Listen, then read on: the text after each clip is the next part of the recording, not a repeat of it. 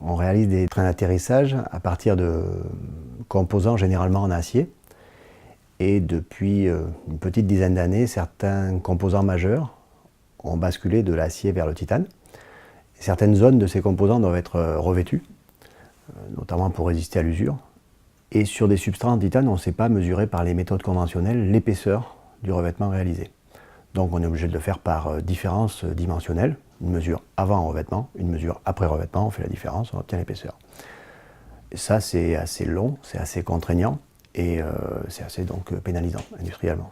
Donc c'est pour ça qu'on était intéressé par avoir une mesure rapide et directe, telle que celle qui a été développée par le CETIM.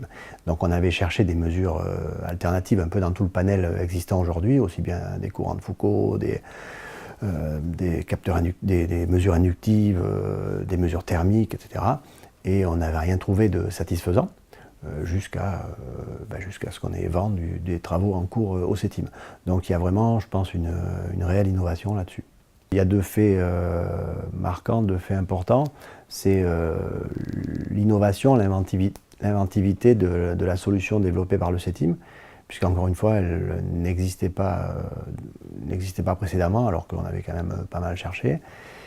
D'une part, donc ça c'est vraiment innovant et intéressant. Et puis le deuxième point fort, c'est l'écoute, je dirais, des gens du CETIM, puisque on a en temps réel pu driver, finaliser une interface dans ce développement qui est vraiment collée à notre besoin et qui a été définie au fil de l'eau, au gré des mesures qu'on a faites, où on s'est aperçu que tel facteur était influent, donc il fallait corriger pratiquement en temps réel la mesure.